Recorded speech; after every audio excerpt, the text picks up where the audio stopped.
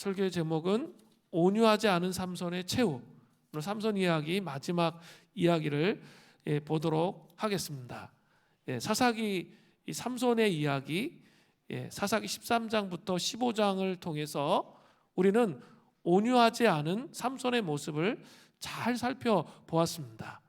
성경에서 말하는 온유하다는 말은 원어적으로 야생마 입에 재갈을 물려서 준마가 된 상태, 그 상태라고 말씀을 드렸습니다.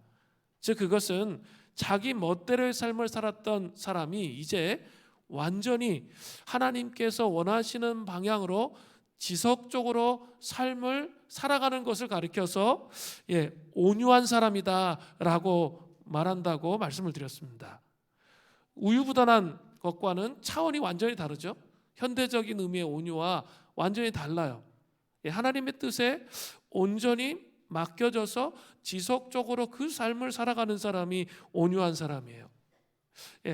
마태복음 5장 5절에 보면 온유한 사람은 어떻게 되죠? 땅을 기업으로 받는 거죠. 그 하나님 나라를 유업으로 받는, 하나님 나라를 취하는 자의 삶을 살아갈 수 있게 되는 거죠. 온유한 자만이 하나님 나라를 유업으로 받게 되는 것입니다. 그런데 지난주 강해에서 살펴보았지만 삼손은 전혀 온유하지 않은 모습의 표상이었습니다.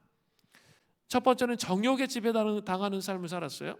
두 번째는 소명을 잃어버린 자의 삶을 살았어요. 세 번째는 하나님의 말씀을 그냥 소홀히 여기는 자의 삶을 살았습니다.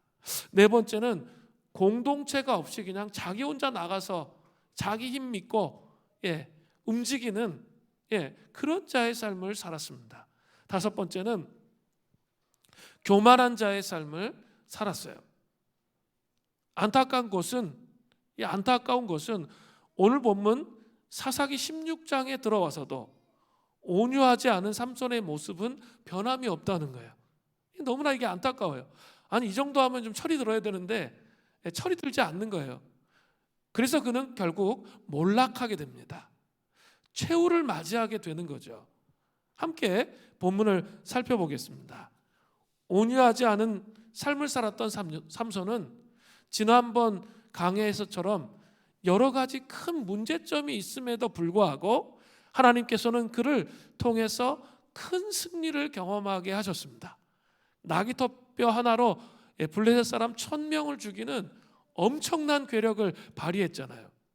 그러나 온유하지 않은 자의 삶은 언제까지나 보존되지 않는다는 거예요. 하나님은 그럼에도 불구하고 그 온유하지 않은 삼손을 사용했지만 그것이 계속되지는 않는다는 거예요. 한번 승리할 수는 있어요. 큰 승리가 있을 수는 있는데 그거 믿고 계속 교만했다가는 끝장난다는 거예요. 그 다음이 이제 그 다음의 삶까지 보존되지 않는다는 거죠. 그는 결국 자신의 약점인 정욕에 의해서 그의 삶이 몰락하는 최후를 맞이한다는 거죠. 사사기 16장 21절을 보세요. 블레셋 사람들이 그를 붙잡아 그의 눈을 빼고 끌고 가사에 내려가 놋줄로 매고 그에게 옥에서 맷돌을 돌리게 하였더라. 삼손은 들릴라에 의해서 블레셋 사람의 손에 넘겨지게 되었습니다. 블레셋 사람에게 가장 먼저 당한 일은 두 눈이 뽑히는 거예요. 눈을 빼는 것은 가장 잔인하고 비겁한 고대의 형벌 중에 하나였습니다. 블레셋 사람들은 이 방법으로 자신들의 두려운 적이요 경쟁자였던 삼손에게 다시는 자신들을 해할 힘을 갖지 못하도록, 완전히 재생이 불가능하도록, 회복이 불가능하도록 그렇게 만들어 버렸습니다. 눈이 뽑혔다는 건 그런 의미를 갖고 있는 거예요. 또한 그들은 삼손을 맷돌을 돌리게 했습니다.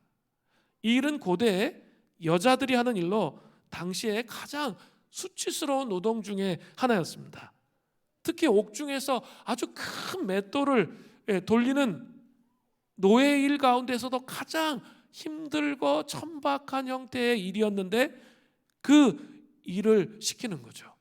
한번 상상해 보십시오. 왜 블레셋 사람들이 이렇게까지 했을까요? 그것은 블레셋 사람들이 삼손을 얼마나 증오하고 미워했는지를 알 수 있어요. 한번 상상해 보십시오. 이렇게 지하 감옥인데 쇠사슬에 막 묶여 있어요. 그런데 눈이 뽑혔어요. 그리고 엄청나게 큰 맷돌이 있어요.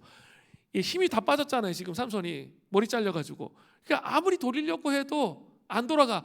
온 힘을 다해야 조금 돌아가. 온 힘을 다해야 조금 돌아가.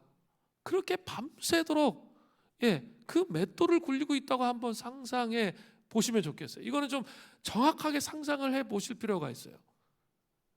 그럼 어떨까요? 삼손의 마음이 어떨까요?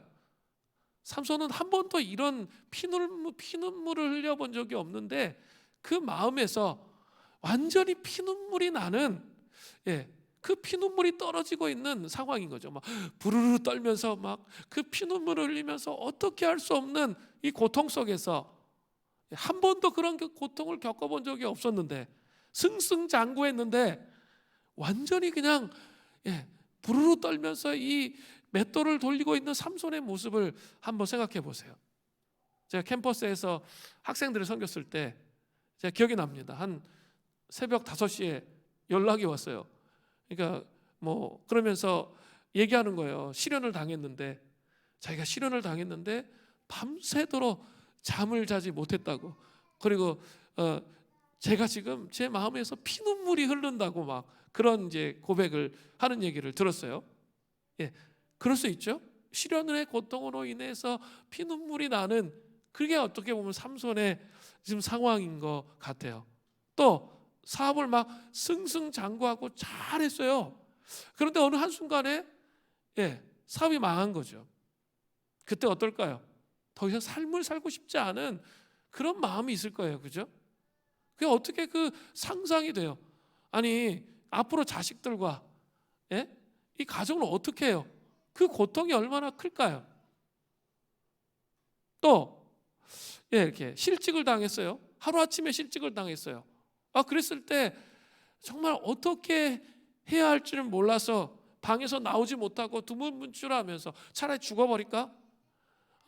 그러면 자녀들은 어떻게 하지? 뭐 이런 생각들이 있잖아요. 막 오만 감정들이 막 돌아가면서 그 마음에서 막 억울함도 있고 원통함도 있고 하면서 막 피눈물이 흐르는 그런 상태가 지금 삼손의 상태라는 거죠. 여러분 잘 생각해 보셔야 돼요. 지난주에 보셨잖아요. 삼손의 당당했던 첫 출발, 또 승승장구했던 삶을 여러분 기억하세요?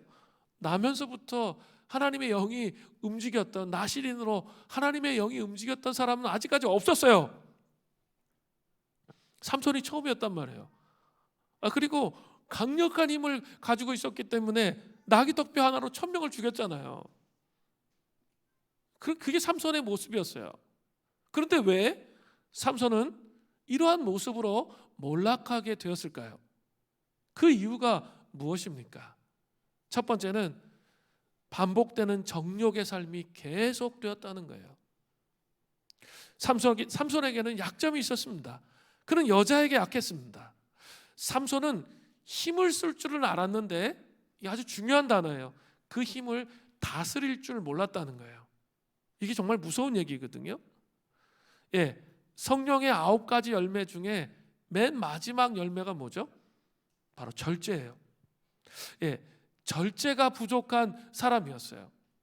항상 성령의 역사하시면 성령의 열매는 이게 한 가지만 딱 나타나는 게 아니라 동시적으로 이것들이 성장하고 자라게 되어 있어요.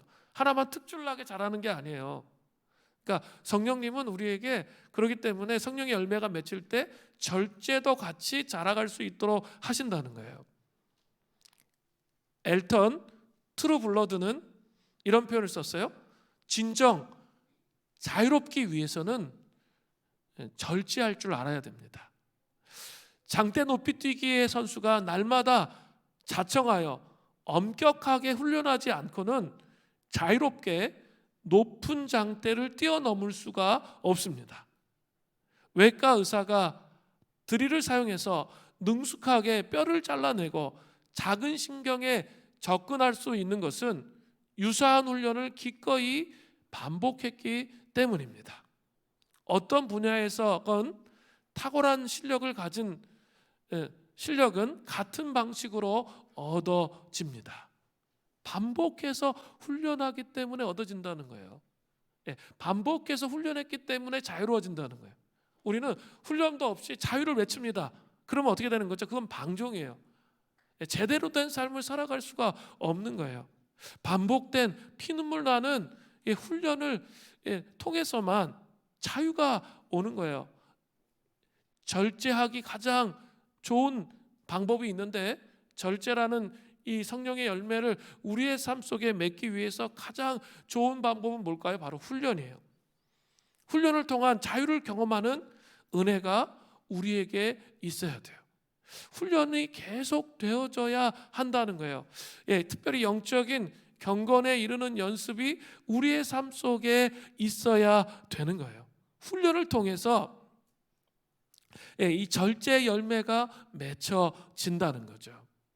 이제 보혈기도 스쿨을 우리 청년부는 지금 하고 있고, 이제 보혈 스쿨 이제 2기 6주간의 시간을 갖습니다. 왜 6주간의 시간을 가질까요? 한 주간, 2주간 갖고는 어떤 거룩한 습관이 우리 안에 딱 이렇게 장착되지가 않아요. 6주 동안 꾸준히 훈련하다 보면 어때요? 그 훈련을 통해서 거룩한 습관이 우리에게 오기 때문에 그런 거예요. 이게 중요해요. 이렇게 청년들을 지금 보혈스쿨을 하고 있는데 한 17명 정도가 하고 있어요. 그런데 제가 이렇게 청년부 가면 늘 설교하면서 너무 답답해. 그래가지고 설교 시간이 길어져요. 너무 답답해가지고. 이게 왜 그렇게 되냐면, 아니 좀 이렇게 청년들이 이렇게 그 좀 비전을 갖고, 우리 젊은 날에 생각하면 비전을 갖고 꿈을 꾸면서 소망을 갖고 살아야 되는데 이게 다 눌려 있어요. 뭐 이렇게 이렇게 지금 대학생 다닐 때 대출 받아가지고 학비 이렇게 자기가 썼기 때문에 졸업하자마자 이제 그 빚에 눌려가지고 그 빚 갚는 게 나의 삶의 소명이야. 이런 식으로 사는 거예요. 그 옛날하고 너무 달라졌어요. 너무 안타까운 거예요. 좀 이렇게 하나님 앞에, 말씀 앞에 자기를 딱 던졌을 때, 이게 젊음의 특권이 그런 거잖아요. 우리 젊을 때 그랬던 것 같거든요.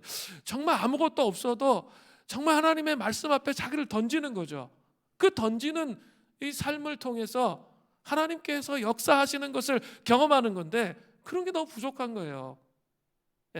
그러니까 이게 될까 안 될까 맨날 이 재고 이렇게 하다 보니까 예배 시간에 다 모이면 어때요? 정말 침울함 일보 직전이에요. 침울함, 사망하기 일보 직전. 제가 얼마나 답답한지 몰라요. 볼 때마다. 그런데 그렇게 사는데 왜 그렇게 살아요? 일단은 청년들은 경건에 이르는 훈련이 전혀 안 돼 있어요. 그러니까 그런 상태에서 어때요? 세상의 영향을 너무 많이 받는 거죠. 근데 세상의 메시지들이 너무 많이 들어오는데 그걸 막아낼 수 있는 어떤 영적인 근거가 없는 거예요. 그런 상태에서 예배를 드리기 때문에 주일날 와서 그런 거죠.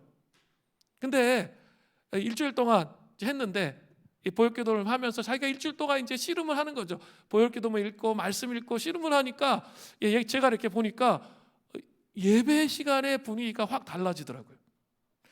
영적인 예배 시간의 분위기가 달라지는 거예요. 자기가 훈련하는 거예요. 말씀을 자꾸 자기 안에 넣으면서 훈련을 하다 보니까 세속을 맞설 수 있는 힘이 생기는 거죠. 그러니까 하나님에 대한 지식이 좀, 하나님 앞에 나가고자 하는 열정이 생기니까 거기 안에 하나님의 임재의 기름 부으심으로 바뀌는 거예요. 딱 한 주 했는데 그만큼 경건에 이르는 연습과 훈련이 안 돼 있다는 얘기예요. 근데 있죠, 경건에 이르는 이 훈련이 되어서 이 절제하는 훈련이 되어 있을 때 변화가 오는 거예요. 그거 없이 변화가 일어날 수가 없어요. 씨름하고 투쟁하는 그런 삶을 살아야 돼요. 여러분, 이렇게 새벽 기도에도 마찬가지예요.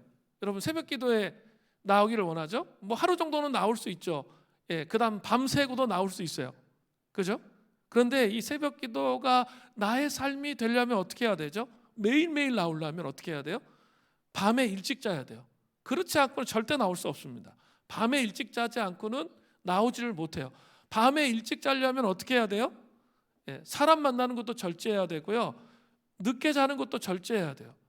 좋은 드라마 보는 것도 절제해야 돼요. 그래야 있죠. 거룩한 습관이 생기는 거예요. 하루아침에 절대로 만들어지지 않아요. 그리고 왜 나는 그리스도인인데 왜 이렇게 능력도 없고 변화되지 않는 것 같고, 그 이유가 뭡니까? 바로 이 거룩한 이 절제를 통한 훈련이 우리 안에 이루어져 있지 못하기 때문에 그런 거예요. 그러다 보면 온유해질 수가 없어요. 그냥 자기 생각과 자기 정욕과 관점으로 삶을 살아갈 수밖에 없게 되는 것이죠. 이것을 여러분 좀 기억하시기를 바랍니다. 삼손은 청년기부터 정욕에 약점이 드러났습니다. 지난주 설교에서 사사기 14장을 보면 자기 눈에 보이는 대로 이방 여인, 적국의 딸 딥나의 여인을 좋아해서 겪었던 해프닝을 여러분 잘 기억하실 겁니다. 그는 나실인이었지만 그 나실인의 중요성에 대해서 눈꼽만치도 생각하지 않았다는 거예요. 오늘 본문에 들어와서도 마찬가지입니다. 사사기 16장 1절을 보세요. 삼손이 가사에 가서 거기서 한 기생을 보고 그들에게로 들어갔더니, 영어 성경을 보니까 삼손이 한 기생을 보고 그들에게 들어가서 잤다라고 되어 있습니다. 아내가 아닌 여자와 성관계를 맺었음을 보여주고 있는 거예요. 그런데 이 문맥 전후 어디를 보더라도 삼손이 주저했다 이런 내용이 전혀 안 나와요. 자신의 행동이 바른지 그른지에 대한 일말의 고민도 한 게 없어요. 그는 본능대로 그냥 행동했습니다. 이성적인 판단과 사리 분별보다는 감정에 치우친 삶을 살았습니다. 그냥 필 받는 대로의 삶 그 자체였습니다. 정욕에 완전히 잠식당한 삶 그 자체였습니다. 또 사사기 16장 4절부터 20절을 보면 삼손과 들릴라의 이야기가 잘 나와 있어요. 사사기 16장 4절을 보세요. 이후에 삼손이 소렉 골짜기에 들릴라라 이름하는 여인을 사랑하매, 들릴라는 세모로 신봉자란 뜻입니다. 아마도 들릴라는 이방 신전에서 봉사했던 창녀였을 가능성이 있습니다.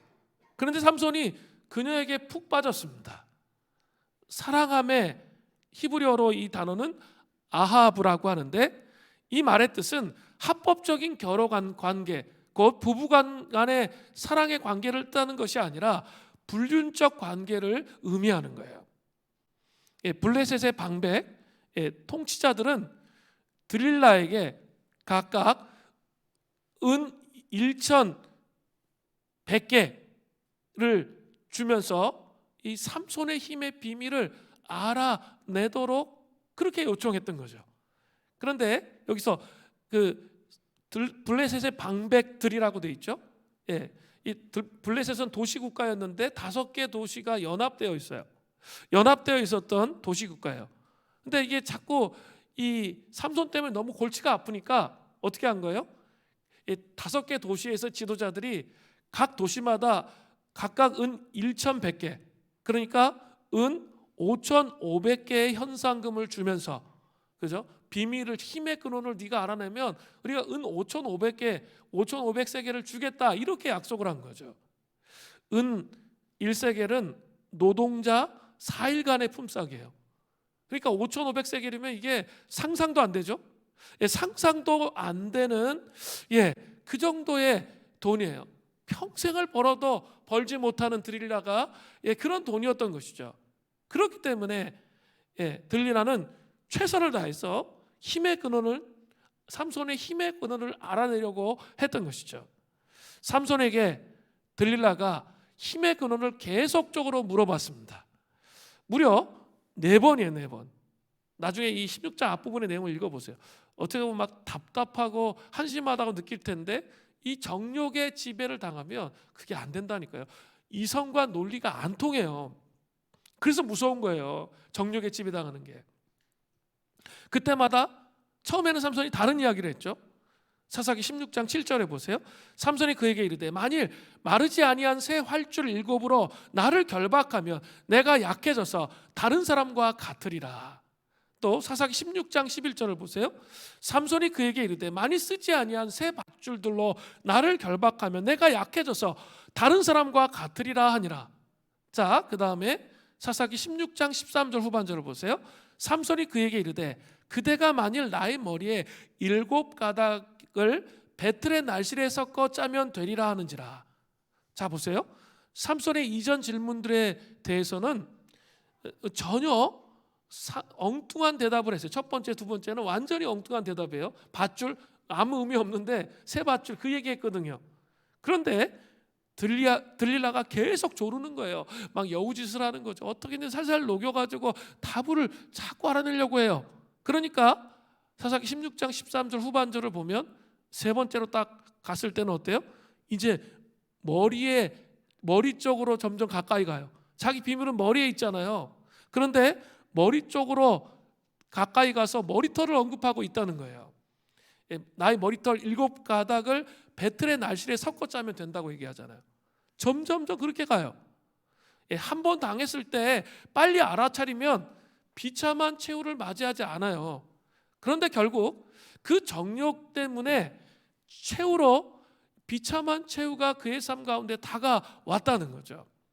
사사기 16장 15절부터 17절이에요. 들릴라가 삼손에게 이르되 당신의 마음이 내게 있지 아니하면서 당신이 어찌 나를 사랑한다고 하느냐.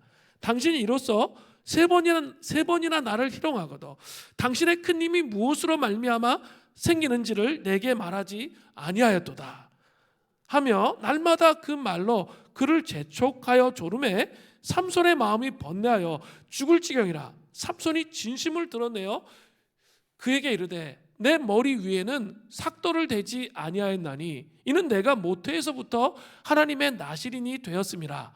만일 내 머리가 밀리면 내 힘이 내게서 떠나고 나는 약해져서 다른 사람과 같으리라.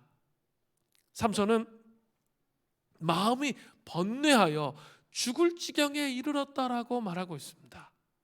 도저히 참을 수 없는 상태에 이르러 결국은 사실을 말하게 되었습니다.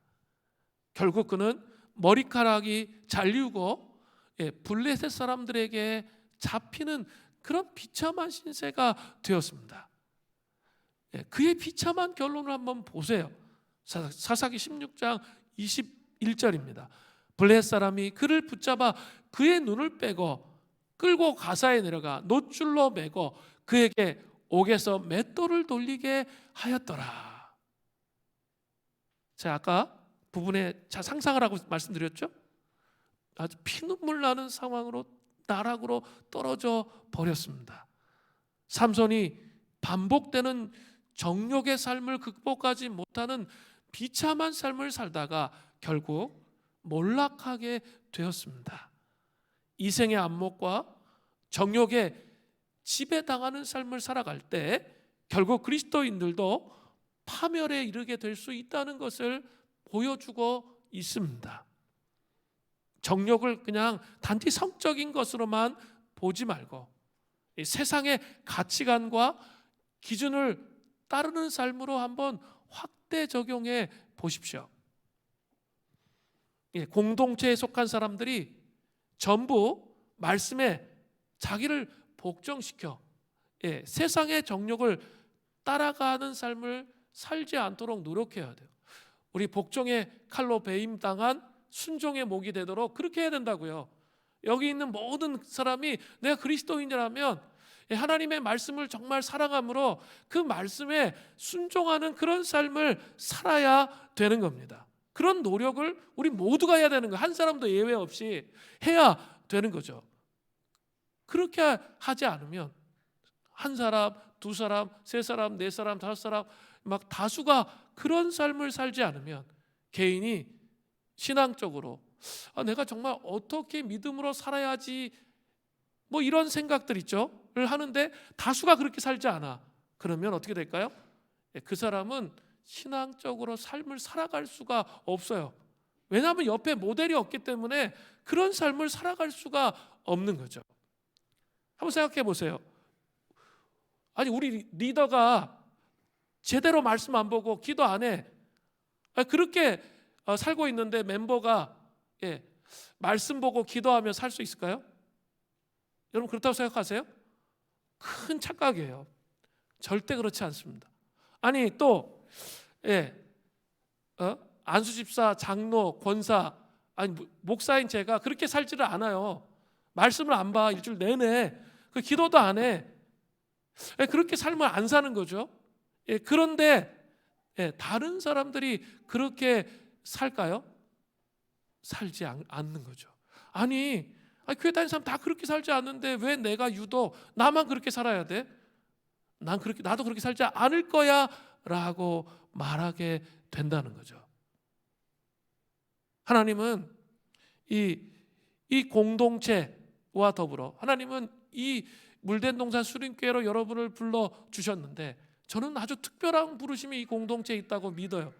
저는 젊은 날부터 이렇게 좀 이렇게 그 청년들의 신앙생활을 보면서 정말 실망들을 많이 했던 것 같아요. 제가 정말 열심히 이렇게 가르쳐서 하나님을 알게 하고 이 복음을 알게 했는데 결국은 이제 하나님을 떠나가는 뭐 이런 일들을 수없이 많이 겪었어요. 그러면서 마음속에 그런 기도를 하기 시작했어요. 진짜 복음은 능력이 있습니까? 주님 정말 복음이 사람을 살리는 겁니까? 복음은 사람을 변화시키는 걸까요? 제가 수없이 기도했던 질문이고 기도했던 내용이에요. 그리고 주님, 저는 이 땅에서 그리스도인들이 사회 속에서 하나님 나라를 이루고 살아가는 거 정말 보기가 너무 힘들었습니다. 주님, 저를 목회자로 부르셨는데 그러면 하나님 제가 교회를 세울 때는 정말 그 성도들이 자기의 삶 속에서 하나님 나라를 세우는 일들 제 눈으로 보고 싶습니다. 그러기 위해서 제가 좀 보고 싶은 게 한 가지 있는데 숨어있는 하나님 나라 저에게 보여주세요. 숨어있는 하나님 나라 제가 인식하지 못했던 그래서 너무 하나님 나라를 작게 여겼는데 숨어있는 하나님 나라를 정말 제가 봐야 그 하나님 나라의 권능이 어떤 것인지 제가 봐야 제가 이 목회를 할 수 있겠습니다. 제가 그렇게 정말 많이 고백했어요. 그래서 여러분 결과적으로 보고 있는 일들이 지금의 일들이에요. 우리 수림교회는 다른 교회와 다른 독특한 부르심들을 많이 가지고 있어요. 그 부르심들을 받고 있어요. 이게 지금 이 결과물이거든요. 그러면서 저는 초대교회 영성을 연구하면서 복음을 새롭게 인식하기 시작했고 그리고 이렇게 하나님 나라를 이루는 방식을 이해하기 시작했고 그 하나님께서 어떻게 주권적으로 숨어있는 하나님 나라를 세워가시고 일하시는지를 보게 된 거예요. 그래서 우리 탈북민 사역도 하고 하게 되죠. 탈북민 사역도 했죠. 난민 사역도 하죠. 그게 다 뭡니까? 숨어있는 하나님 나라를 보게 된 거예요. 독특한 부르심이 있어요. 저는 여기서 멈출 거라 생각하지 않거든요. 하나님이 우리를 부흥케 하시고 우리가 더 정말 애를 써서 이 전도하면서 이 하나님 나라의 소망을 함께 나누기 시작하면 많은 사람들이 함께 부흥을 경험하고 함께 이 하나님 나라를 이룰 수 있도록 할 거라고 믿어요. 저는 다른 교회와 다른 부르심이 있다고 생각해요. 교회마다 다 독특한 부르심이 있거든요. 근데 그 부르심에 우리가 제대로 응답해야 되는 거죠. 그러려면 어떻게 해야 돼요? 다르게 사셔야 돼요. 그냥 제가 그냥 잔소리하는 것처럼 말씀 보기도 그게 아니에요. 진짜 여러분의 생명을 말씀에 드려보는 거예요. 던져보는 거예요. 기도에 던져보는 거예요. 진짜 하나님이 밥 먹여주시는가? 진짜 하나님이 능력 있게 우리의 삶을 이끄시는가? 진검승부를 해야 된단 말이에요. 그래야 하나님을 이해하게 돼요. 그런데 교회 공동체 사람들이 세속적 가치와 기준 그거에 막 집중되어 있는 거예요. 맨날 유튜브만 봐. 유튜브만. 하나님 말씀 하나도 보지 않아. 아니 말씀을 봐야 이 세속적 가치와 기준들이 깨어지죠. 그죠? 말씀을 봐야 세속적 가치와 기준이 뭔지를 깨뜨리죠. 아니 말씀을 보고 있는데도 세속적 가치와 기준이 뭔지를 몰라. 이 심각한 문제가 있는 거거든요. 말씀을 계속 보기 시작하면요, 기준이 나와요. 기준이 생겨요. 제가 지금 30 몇 년 성경 강의하니까 머릿속에 그 기준이 그냥 들어와 있어. 세속적 가치와 하나님 나라의 가치가 다르다는 것, 하나님의 방식과 하나님 생각이 다르다는 것, 말씀을 계속 읽고 묵상하다 보면 그런 일이 일어나는 거예요. 그런데 그것이 아니라 감각적이고 자극적인 것들을 찾아다니는 거예요. 그렇게 되면 여러분 안에 그 말씀의 기준이 생기지 않아요. 세속적 가치, 어떤 철학과 이데올로기를 붙잡아서 자기 신앙생활을 하는, 거기에 머물게 된단 말이에요. 그게 아니에요. 말씀이 생명이에요. 그래서 그 말씀을 통해서 변화되도록 해야 돼요. 그리고 그런 사람이 많아져야 돼요. 그래야 있죠, 하나님 나라의 비전을 이루어갈 수 있는 준비가 되는 거예요. 그런데 세상의 정욕을 따라 이 생의 가치가 뭔지 구분도 못해. 말씀이 없으니까 안에 구분이 안 되면서 그것을 따라가는 사람이 많아지면 공동체는 좌표를 상실해요. 그리고 교회가 뭐 하는지 잘 몰라요. 그리고 인터넷이나 유튜브에 엄청 교회들 비판하잖아요. 예? 그런 일을 누가 만드는 거예요? 내가 만드는 거예요. 그죠? 내가 만드는 거예요. 내가 그렇게 했기 때문에, 그 임재를 상실하게 만들었기 때문에. 똑같이 그 비판할 게 아니라 내 안에 그런 모습이 있는 거예요. 이것을 생각해야 돼요.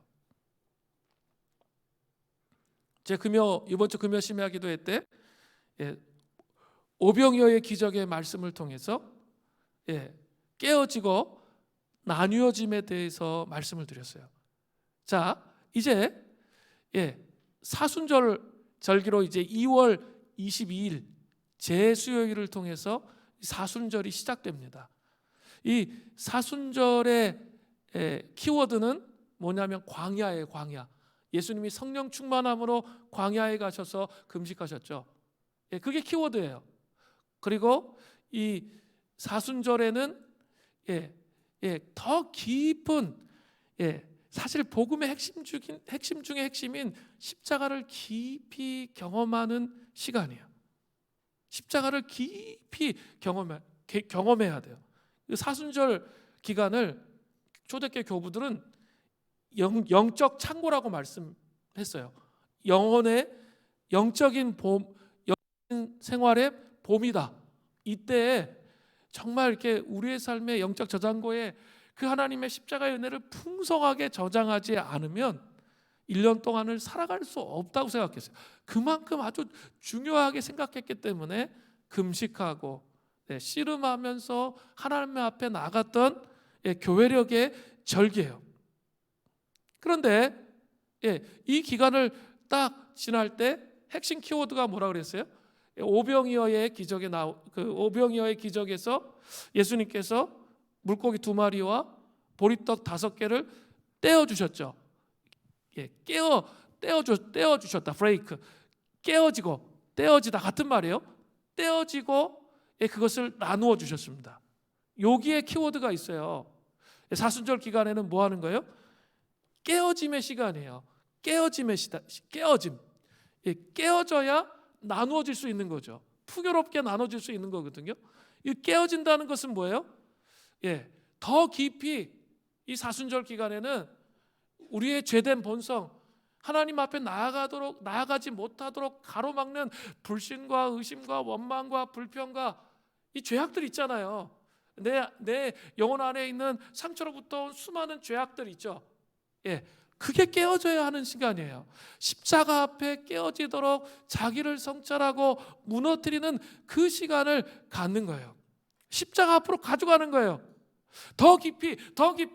그래서 하나님 앞에 예수님과 친밀한 관계 안에 들어가지 못하도록 끊임없이 우리를 올가매는 것들이 있잖아요.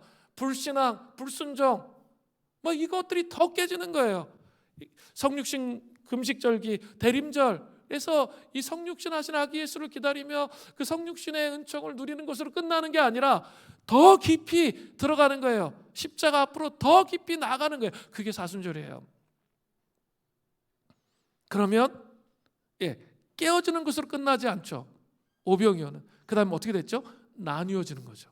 나뉘어지는데 어떻게 해요? 12광주리가 남았어요.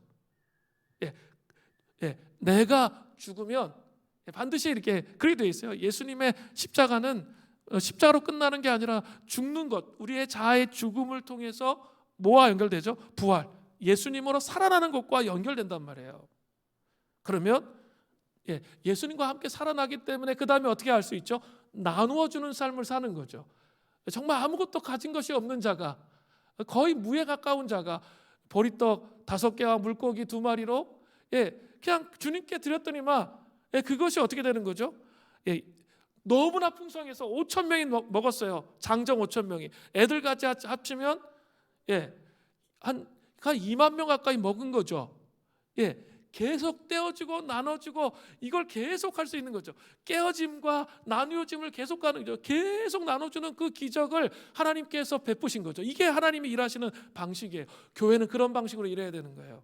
그냥 나 혼자 그냥 열심히 인본주의적으로 일하는 게 아니라 나의 깨어짐을 통해서 하나님의 방식으로 내 안에서 일하실 수 있도록, 그래서 이제 나누어주는 삶으로 가는 거예요. 섬김의 삶으로 나아가는 거예요. 그것이 이 안목의 정욕들, 이생의 자랑들을 깨트리는 방식이에요. 방법이에요. 여러분, 그런 자리로 하나님께서는 이 사순절 기간에 우리를 초청하고 계십니다. 또 존 비비어의 친밀감이라는 책을 보니까 이런 얘기가 나와요. 존 비비어 목사님은 사기죄로 감옥에 간 목회자를 신방 간 적이 있었습니다. 그에게 언제부터 예수님의 사랑에서 멀어지기 시작했습니까? 라고 물었어요. 그는 존 비비어를 물끄러미 쳐다보면서 주저함 없이 말했어요. 나는 예수님의 사랑에서 멀어진 적이 한 번도 없었습니다. 라고 대답했습니다. 어리둥절한 존 비비어 목사님은 그러면 간음과 사기 행각은 어떻게 된 겁니까? 라고 물었습니다. 그는 이렇게 말했어요. 나는 하나님을 단 한 번도 사랑하지 않은 적이 없습니다. 그러나 나는 그분을 두려워하지 않았습니다. 오늘날 믿는 자들 중에 나와 같은 사람들이 얼마든지 많은 것 같습니다. 그들은 예수님을 믿고 하나님을 사랑하는 자들입니다. 그러나 그들은 나처럼 하나님을 경외하지 않는 것 같습니다. 존 비비어 목사님은 이런 말을 절대로 잊을 수가 없게 되었다고 말했습니다. 대부분의 사람들은 자신이 만들어낸 그 하나님을 사랑하고 제멋대로 하나님을 섬기고 있다라고 말했어요. 물론 하나님은 사랑의 하나님이시지만, 사랑의 하나님이시지만 근거도 없이 그냥 내 마음대로 휘둘리는 그런 사랑을 말씀하시지 않아요. 성경 안에서는 전혀 그런 사랑, 내 관념 속에 있는 사랑이 아니에요. 하나님께서 말씀하시는 사랑은. 근데 그런 사랑으로 자기의 죄를 합리화하고 무마하는 그런 삶을 사는 것이죠. 잠언 2장 5절에 분명히 말씀하세요. 여호와를 경외하기를 깨달으며 하나님을 알게 되리니. 정말 하나님을 경외하는 삶을 회복하지 않으면 정욕에 지배당하는 삶을 깨트릴 수가 없게 된다는 거예요. 여러분, 정말 하나님을 사랑하고 하나님을 정말 경외하십니까? 여호와를 경외하는 마음을 구하셔야 된다는 거예요. 두 번째로, 온유하지 않은 삼손의 몰락. 두 번째로, 삼손은 자신의 영적 상태에 무지했습니다. 16장에서 가장 비극적인 구절은 16장 20절이에요. 들릴라가 이르되 삼손이여 블레셋 사람이 당신에게 들이닥쳤느니라 하니 삼손이 잠을 깨며 이르기를 내가 전과 같이 나가서 몸을 떨치리라 하였으나 여호와께서 이미 자기를 떠나신 줄을 깨닫지 못하였더라. 삼손은 여호와께서 이미 자기를 떠나신 줄을 깨닫지 못했습니다. 하나님이 더 이상 자신을 사용하지 않으심을 알지 못한 것이 삼손의 가장 큰 비극이었다는 거죠. 이 자기의 영적 상태를 몰랐기 때문에 삼손의 인생이 비극으로 끝났다는 거예요. 삼손은 왜 자신의 영적 상태를 깨닫지 못했습니까? 그것은 삼손이 서서히 무너져 갔기 때문이라는 거죠. 하나님께 열정을 바치지 않고 주님께 온전한 삶을 바치지 않아도 괜찮을 것 같아서 조금씩 더 대담하게 주님 곁에서 멀어지는 것이 바로 지옥행 특급 열차를 타는 것과 마찬가지입니다. 우리와 나 자신과 공동체의 최대 위기는 영적 위감을 알지 못하는 데 있습니다. 생명이 아니라 죽음으로 가는 길을 걷고 있음을 깨닫지 못하는 비극에 있다는 거예요. 이대로 사는 것은 인생의 허무입니다. 삶을 낭비하는 것입니다. 영적인 둔감함이 우리의 삶을 파괴하는 주범이 된다는 사실을 여러분 기억하셔야 돼요. 지금부터 졸면 안 돼요. 지금 정말 너무 중요해요. 영적으로 무지해서 깨어나야 돼요. 영적이 황폐하면서 깨어나야 돼요. 오늘날 그리스도인들은 자신의 메마른 영혼에 대해서 안타까워하지 않습니다. 왜? 자신이 메말라 있는지에 대해서 관심이 없어요. 메마른 상태에 대해서 통곡하며 금식하며 기도할 줄 몰라요. 자기가 지금 메마른 상태에 있으면 어떻게 해야 돼요? 애통해야죠. 이렇게는 살아갈 수 없잖아요. 정욕에 지배당한 삶이 되잖아요. 영적 무지의 삶이 되잖아요. 그러니까 애통하면서 하나님 앞에 금식하며 기도하며 씨름하며 새벽을 깨우며 하나님 저의 영혼을 다시 한번 살려주십시오. 하나님 앞에 나아가는 것만이 유일한 저의 소망인데 지금 제 영이 잠을 자고 있습니다. 서서히 죽어가고 있습니다. 여러분 그렇게 고백해야 돼요. 적당히 살아가는데 너무나 익숙해져 있습니다. 이것이 바로 우리의 공동체의 모습 혹은 우리 자신의 모습은 아닌지 여러분 살피셔야 돼요. 묵은 밭을 기경해야 돼요. 다시 깨어나야 돼요. 내 영적 무지 상태 속에 머물러 있지 않을 수 있도록 하나님 아버지 뒤늦은 후회를 하지 않을 수 있도록 하나님 앞에 깨어있는 그 은혜가 있어야 된다는 거예요. 그냥 머물러 있지 마세요. 내가 지금 침체구나. 영적 침체 30년 중 그것처럼 어리석은 말이 어디 있어요. 정말 침체가 있다면 제가 침체를 느낀다면 어떻게 해야 돼요? 하나님 앞에 나아가야죠. 목마름으로 주님 앞에 서야 되는 거예요. 그래 살 수 있어요. 그게 사는 길이에요. 그게 있죠. 행복해질 수 있는 길입니다. 그런데 그렇게 하지 않는 거예요. 계속 딜을 해요. 하나님과 자꾸 불평하면서 원망하면서 계속 하나님 왜 나한테 이것도 안 주고 저것도 안 주고 저것도 안 주고 딜을 하는 거죠. 그런 상태에 머물러 있으면 안 된다는 거예요. 주님을 찾아야겠구나. 주님이 해답이시구나. 정말 주님이 해답되세요. 이걸 경험해야 돼요. 삼손은 절망의 내리막길을 가고 있습니다.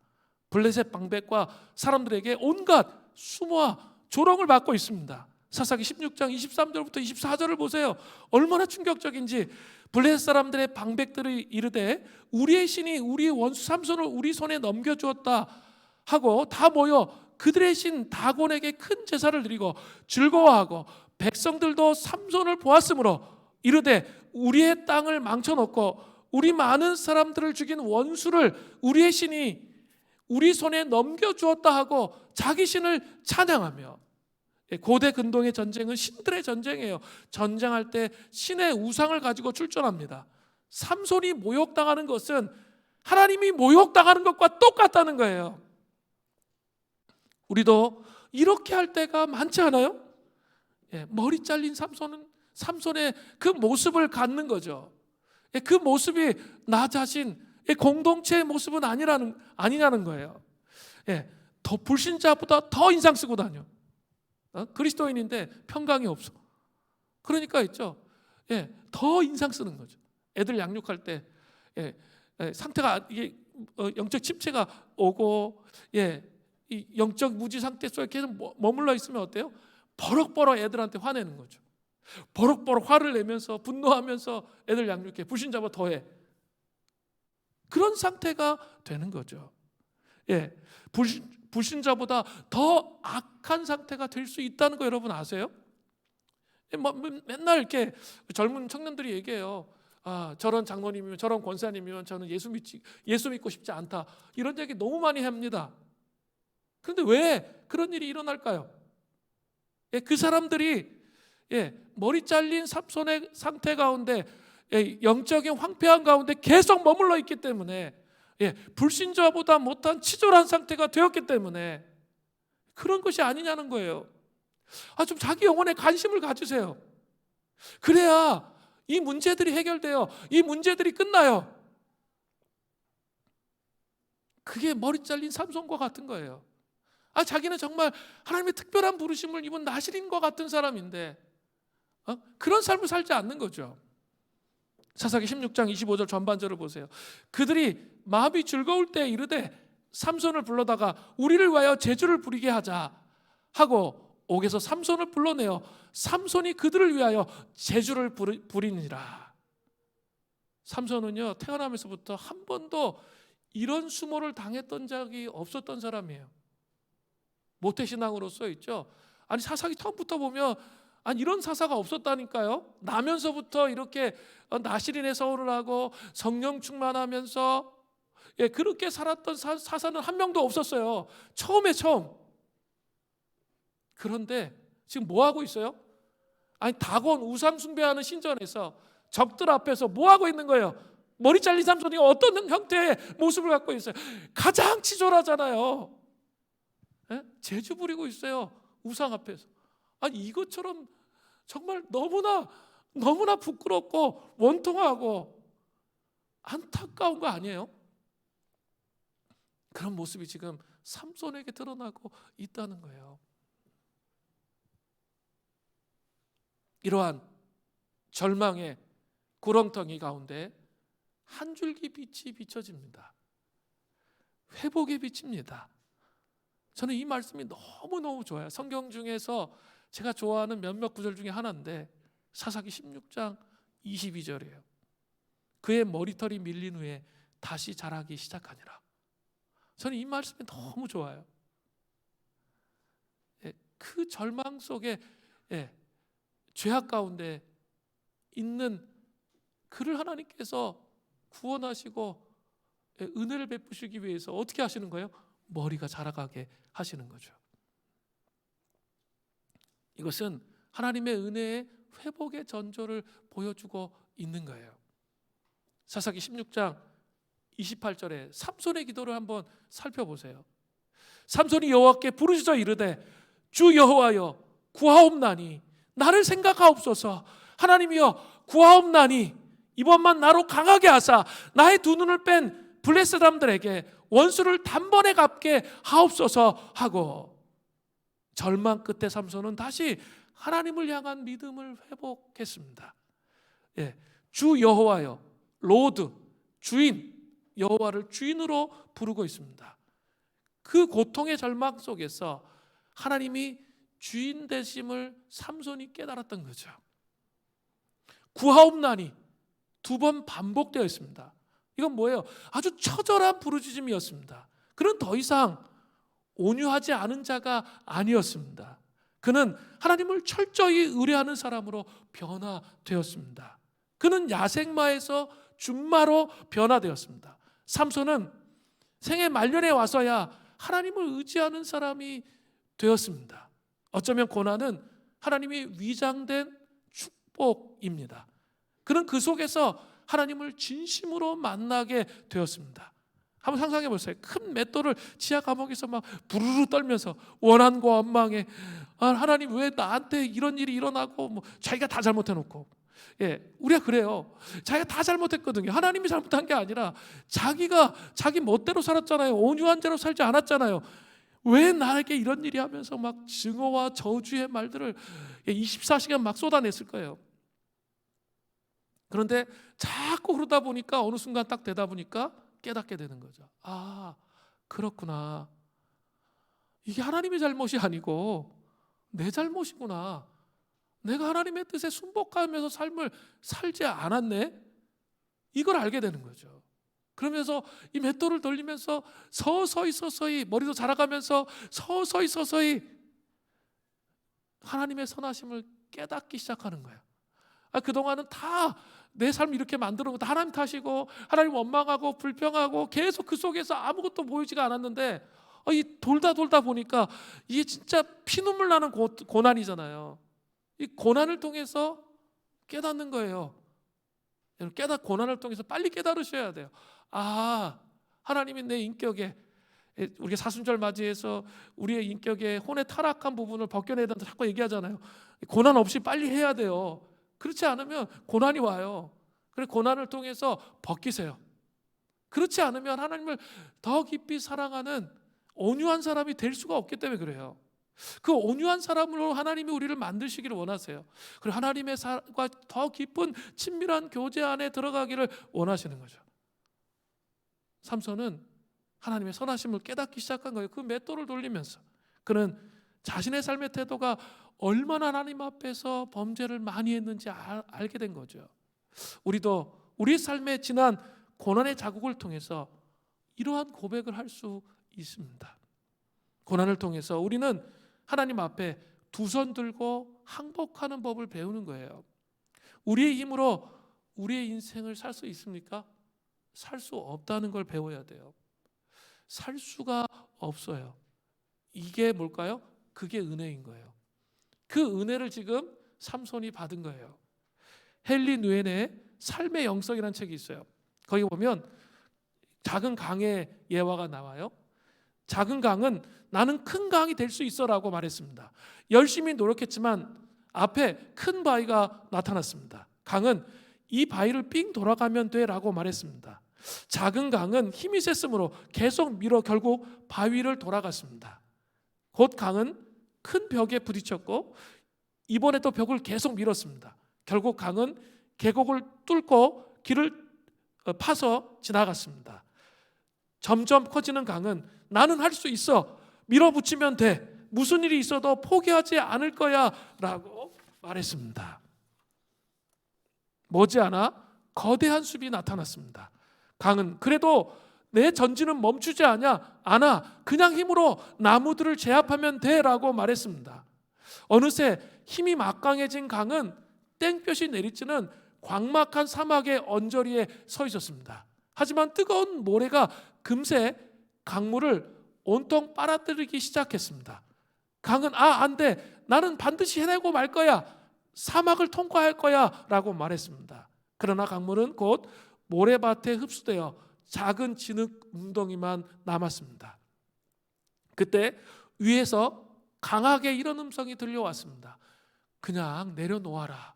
내가 너를 번쩍 들어 올리겠다. 나한테 넘겨라. 강은 제가 여기 있습니다 라고 말했습니다.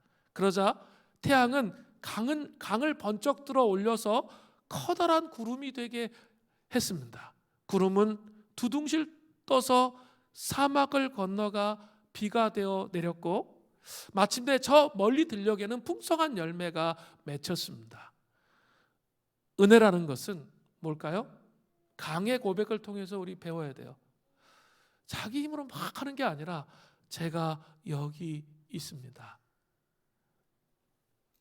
그리고 주님의 손에 자기가 맡겨져서 생각지 않은 풍성한 열매가 맺혀지는 게 뭐예요? 그게 은혜예요. 물론 열심히 살지 말란 얘기가 아니에요. 제가 얘기하는 거는 막 이게 열심히 살지 말라는 게 아니라 염려하고 근심하고 강박하고 막 그런 거 있잖아요. 자기 생각 속에 꽉 갇히고, 저도 막 그럴 때가 너무 많은데 막 그런 거 있잖아요. 그런 걸 말하는 거예요. 출애굽기 14장 13절부터 14절에 보면 모세가 백성에게 이르되 너희는 두려워하지 말고 가만히 있어서 여호와께서 오늘 너희를 위하여 행하시는 구원을 보라. 너희가 오늘 본 애굽 사람을 영원히 다시 보지 아니하리라. 여호와께서 너희를 위해 싸우시리니 너희는 가만히 있을지니라. 자, 이 말씀에서 이스라엘 백성들은 모세의 영도하에 하나님의 명령에 따라 애굽을 탈출하려고 하다가 최대 위기를 맞이합니다. 앞에는 홍해바다, 뒤에는 애굽의 군대가 따라오고 있습니다. 징태양난의 위기였습니다. 이때 이스라엘 백성들은 속절없이 두려워하고 원망하고 있었습니다. 위축되어 있었습니다. 어찌할 바를 모르고 있었습니다. 그때 하나님께서는 모세를 통해 말씀하셨습니다. 두려워하지 말고 가만히 서서, 이 가만히 서서의 밑줄을 그으세요. 가만히 서서 여호와께서 오늘 너희를 위하여 행하시는 구원을 보라. 또 여호와께서 너희를 위해서 싸우시리니 너희는 가만히 있을지니라. 은혜라는 것은 최대 위기 상황 속에서 하나님께서 일하실 것을 기대하면서 두려워하지 않고 가만히 서 있는 것이다 라고 말할 수 있습니다. 여호와 하나님께서는 대신 싸워주실 것을 믿고 신뢰함으로 삶 속에서 실제적으로 그것을 경험하는 것을 말합니다. 그때 나의 삶 전체가 은혜로 이루어지는 것을 깨닫게 되는 것이죠. 주님께서 우리 삶 전체를 번쩍 들어 올리셔서 열매를 맺게 하는 거예요. 내가 열매 맺는 게 아니에요. 그런 성경을 잘못 해석하고 잘못 이해하고 있는 거예요. 하나님께서 열매 맺도록 하시는 거죠. 삼손의 처절한 부르짐의 결과, 즉 하나님께서 은혜를 베풀어 주셨다는 증거는 무엇입니까? 사사기 16장 30절이에요. 삼손이 이르되 블레셋 사람과 함께 죽기를 원하노라 하고 힘을 다하여 몸을 굽힘에 그 집이 곧 무너져 그 안에 있는 모든 방백들과 온 백성에게 덮이니 삼손이 죽을 때 죽은 자가 살았을 때 죽인 자보다 더욱 많았더라. 그는 살아서 블레셋 사람을 죽인 숫자보다 더 많은 숫자의 블레셋 사람들을 죽였습니다. 이것이 무엇을 의미합니까? 하나님께서 이스라엘 백성들을 블레셋 사람으로부터 삼손을 통해서 구원하시려는 소명을 완벽하게 성취하셨음을 볼 수 있습니다. 삼손이 잘했기 때문이 아니라 그분의 은혜로 말미암아 다시 한번 기회를 주심으로 말미암아 임을 명심해야 합니다. 이번 2023년은 하나님께서 우리에게 다시 한번 은혜로 일어나서 하나님의 사역을 감당하게 하시는 그런 자리입니다. 다시 한번 깨어 일어나서 하나님의 부흥을 사모하며 그 은혜 앞에 서도록 하시는 그런 자리에 우리가 서 있다는 거예요. 이것들을 기억하면서 주님 앞에 서시는 은혜가 있기를 간절히 바랍니다. 같이 우리 찬양하고 기도하겠습니다.